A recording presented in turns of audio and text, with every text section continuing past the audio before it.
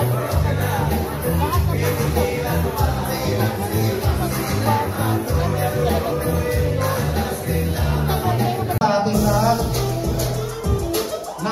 makita kayo ng PBS at magkakasama tayo. Maganda ang ating First Lady na konting salo-salo, konting programa para ngayong umaga sa ating pagtitipon na to. Okay. Nakita nyo kanina ang programa ng Department of Tourism, Bisita Be My Guest program. Dahil sabi nga ng ating Pangulo Filipino Magazine. Palakpakan para Sir JP! Question. Where is the first monument dedicated to the Philippines national hero, Dr. Jose Rizal, erected? Luneta. Saan daw itinayo ang unang monumento ni Dr. Jose Rizal? A. Tiwi Albay, B. Bombon Kamsur, C. Virac Catanduanes, or D. Daet Camarines Norte. Daet. Daet Camarines Norte is correct! Sa aming magsasakang Pilipino. Ang bagong Pilipino ay nagbibigay ng importansya sa edukasyon. Kasi ating pagkakatiwalaan. Ito ay malasakit sa kapwa. May malasakit sa kapaligiran. Madiskartehan na paraan. Ang bagong Pilipino ay hindi kinakaya na siya ay Pilipino. Ang bagong Pilipino po ay mas wais sa pera. Ang bagong Pilipino ay kaisa sa pagkakaroon ng maayos sa tahanan.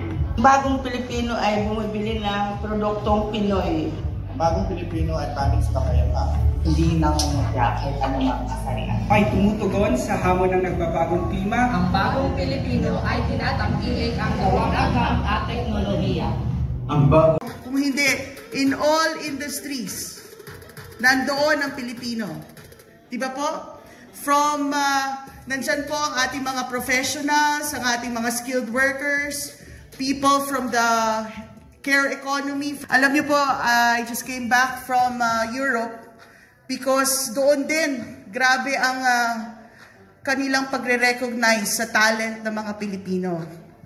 Sabi nga po nila, they want to hire more Filipino workers, but they want to hire them through the pathways na pinupush ng Department of Migrant Workers. Alam niyo po bang 50 years na po natin na minamanage ang Overseas Employment Program ng ating 50 years na po na may OFW.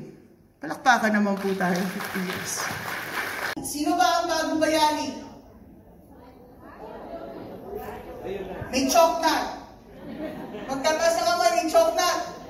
Sino ang bagong bayani? Ayaw nyo maniwalang may choknat akong dala, ha? Galing Pilipinas, ha?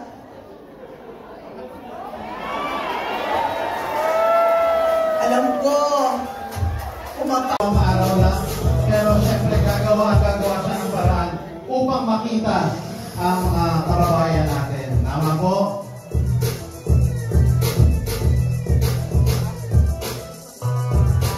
Kailan ba kayo nandito?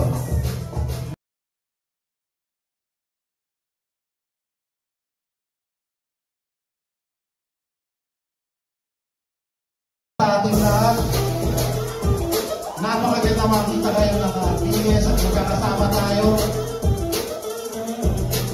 Maganda ang ating First Lady na konting salo-salo, konting programa para ngayong umaga sa ating pagtitipon na to.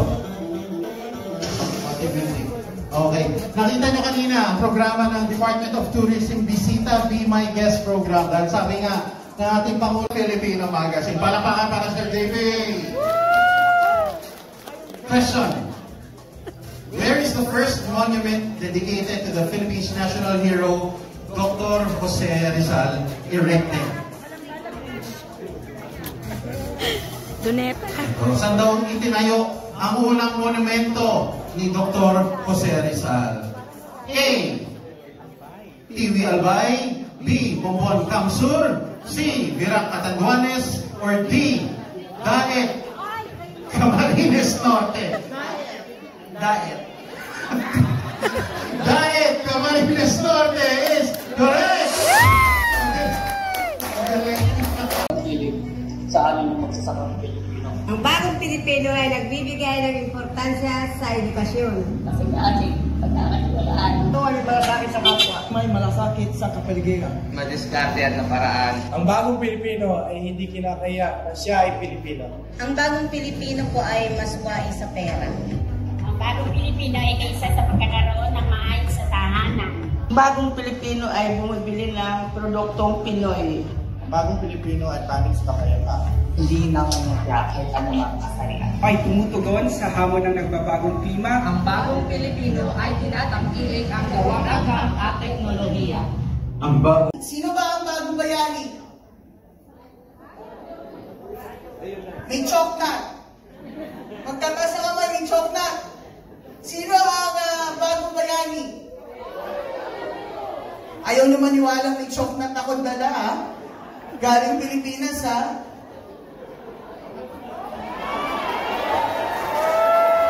Alam ko, araw lang, pero siyempre gagawa siya ng paraan upang makita ang kababayan natin. Tama po?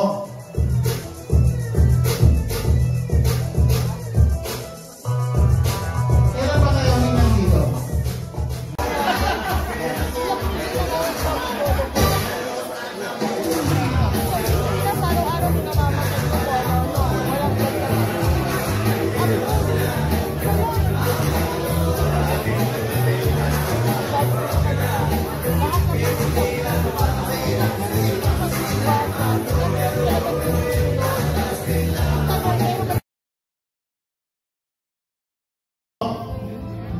Kaya naman po, upang ibigay ang kanyang pambungad na mensahe, palakpakan po natin ang ating Consul General ng Philippine Consulate dito sa Dubai, Consul Marford Angeles.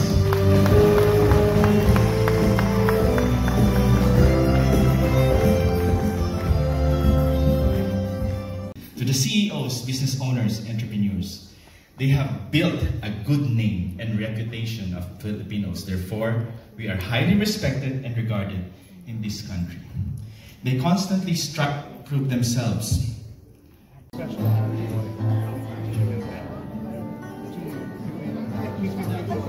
Sorry.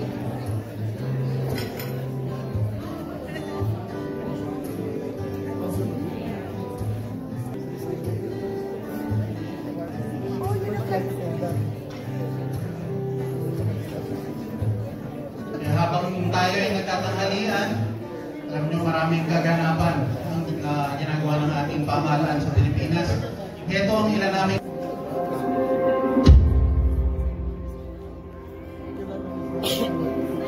For all of you, our program. A program that started small, aimed at bringing healthcare services closer to the people, and has grown ever since.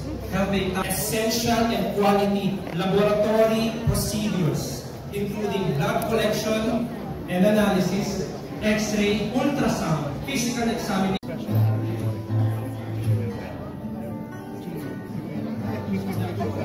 Sorry.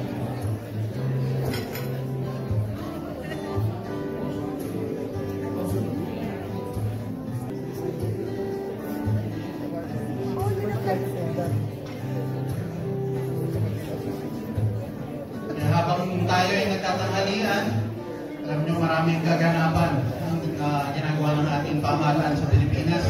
Ito ang ilan namin.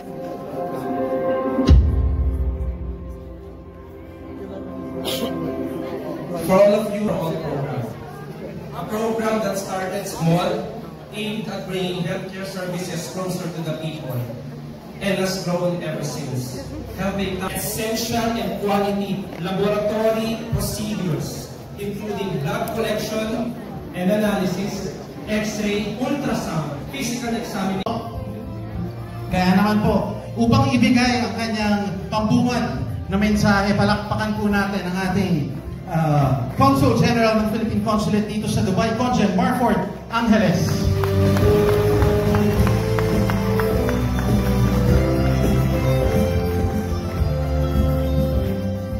Will be served.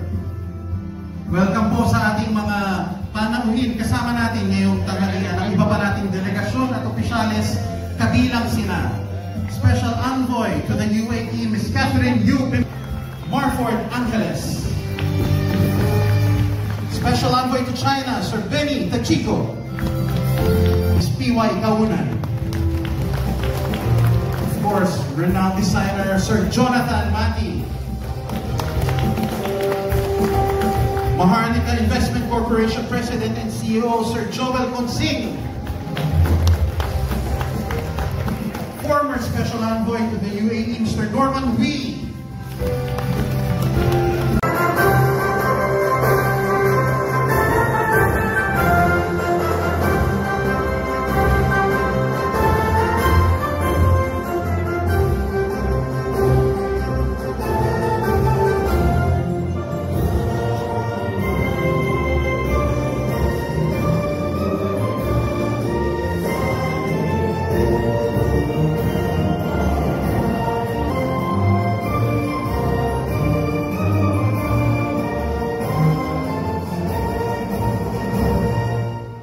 Manatili po tayo. Hindi na palakpakan po para kay First Lady Luis Araneta Marcos.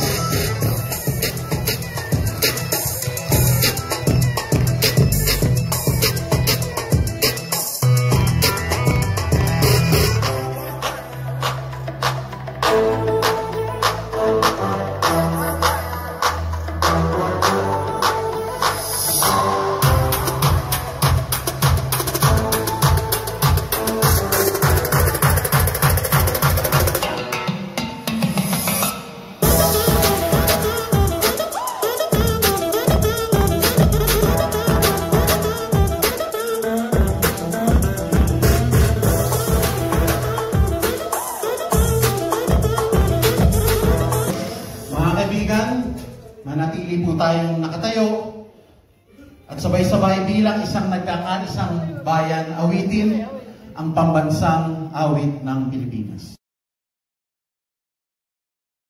Ang araw lang, pero siyempre gagawa siya ng paraan upang makita ang mga kababayan natin. Tama po?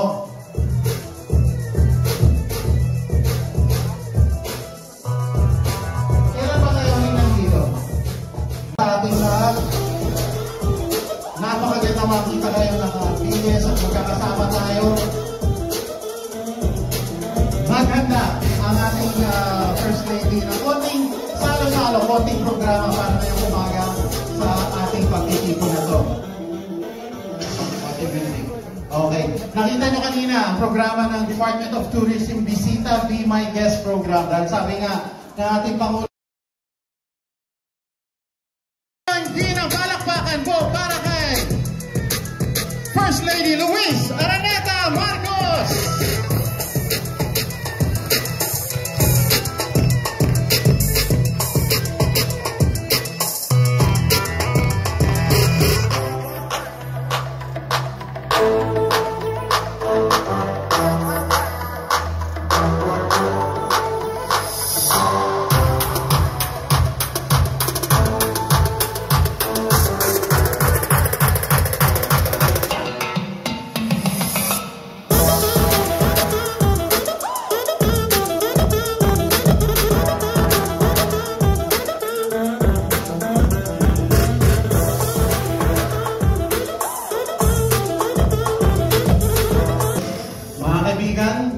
Manatili po tayong nakatayo at sabay-sabay bilang isang nagkakaisang bayan awitin ang pambansang awit ng Pilipinas.